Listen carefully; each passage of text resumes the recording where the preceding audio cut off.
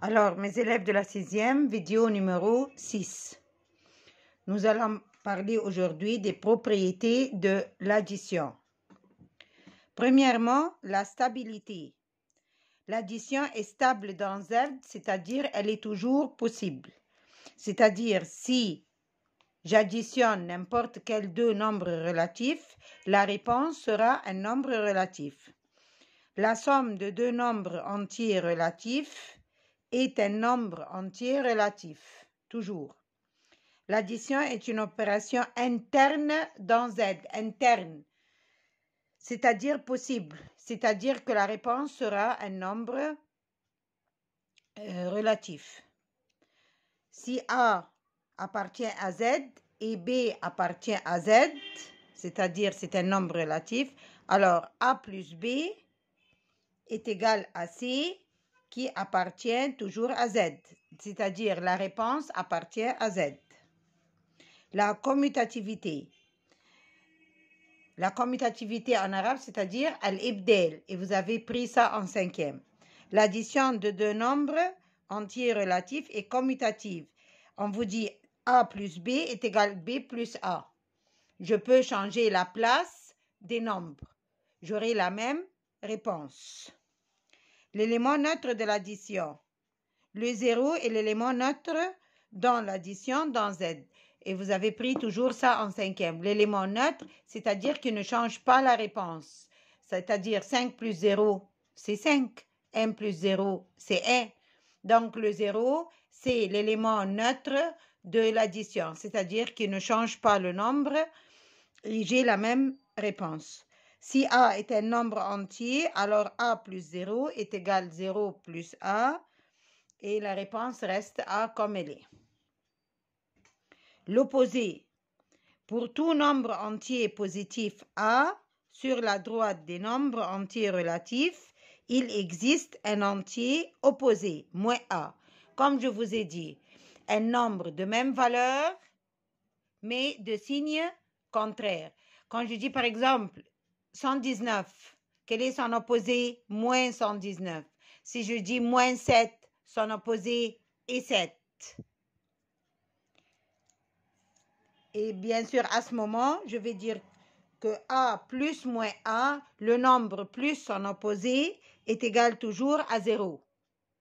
7 plus moins 7 est égal à 0. Bien sûr, si je monte 2 étages et puis je descends 2 étages, je retourne au 0.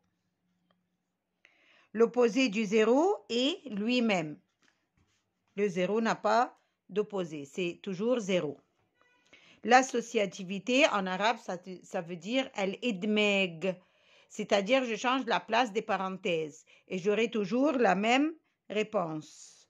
On vous dit si A, B et C sont trois nombres entiers relatifs, alors A plus B plus C est égal, voilà, j'ai mis des parenthèses devant le A plus B plus C égale A plus, j'ai mis la parenthèse entre B plus C.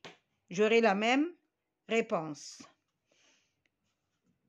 Je vais prendre des exercices après ça. Ici, il y a une remarque. L'existence des parenthèses en général veut dire qu'il faut effectuer d'abord les opérations. Toujours en classe, je dis que les parenthèses sont un ordre. Quand il y a des parenthèses, je commence par résoudre ce qu'il y a dans la parenthèse qui se trouve à l'intérieur des parenthèses. D'après cette propriété, les parenthèses ne sont pas utiles parce qu'ici, la place des parenthèses ne va rien changer dans l'addition. Utilise les propriétés de l'addition dans Z pour calculer le résultat en écrivant la propriété utilisée dans chaque étape. On va voir alors les exercices. Je prends un exemple tout à fait facile pour commencer. Si je dis moins, voici l'exemple A, moins 17 plus 19 plus 17 est égal. Vous voyez ici, qu'est-ce que vous avez eu comme question? La question était, utilise les propriétés de l'addition dans Z pour calculer le résultat en écrivant la propriété utilisée dans chaque étape. C'est-à-dire, on ne vous donne pas cet exercice pour le faire avec la calculatrice et trouver la réponse. Vous allez perdre les points. Alors, qu'est-ce que je commence par faire? Je remarque que j'ai moins 17 et plus 17. C'est un nombre et son opposé. Alors, je peux mettre moins 17 plus 17, l'un à côté de l'autre, plus 19. Quelle est la propriété que j'ai utilisée ici? C'est la commutativité parce que j'ai changé la place des nombres. Donc, la propriété utilisée, c'est commutativité. Et puis, moins 17 et plus 17, je peux les associer dans une parenthèse. Je vais dire moins 17 plus 17. Je vais les mettre dans une parenthèse. Et ici, c'est la propriété de l'associativité. Associativité. Moins 17 et plus 17, c'est un nombre et son opposé. Alors, ça va me donner 0 plus 19. Alors, ici, c'est l'élément neutre. D'abord opposé, parce que moins 17 et plus 17, j'ai utilisé l'unité de, la propriété de l'opposé. Et puis, quand j'additionne à 0, 0 plus 19 est égal à 19. Qu'est-ce que j'ai utilisé? J'ai additionné plus 0, donc c'est l'élément neutre. Élément neutre. De cette façon, je suis arrivée à la réponse sans utiliser la calculatrice. Et ça, c'est le but de cet exercice. Nous allons prendre B, un autre exemple. Voilà. B, on vous dit 123 moins 130 plus 17. Je remarque toujours, je regarde la colonne des unités. Je vois que ici j'ai 3 et ici j'ai 17. Donc, je peux les mettre l'un à côté de l'autre pour avoir 10 dans la colonne des unités. Et ça, c'est plus facile à calculer. Donc, je vais dire 123 plus 17 moins 130. Ça, c'est là, j'ai utilisé la commutativité.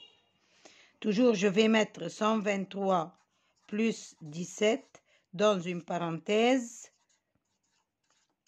Et ça, c'est l'associativité.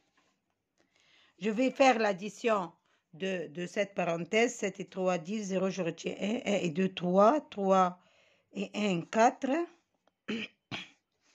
140. Alors, moins 130. Il n'y a pas d'unité ici, on va dire par addition. Ou par addition ou par soustraction.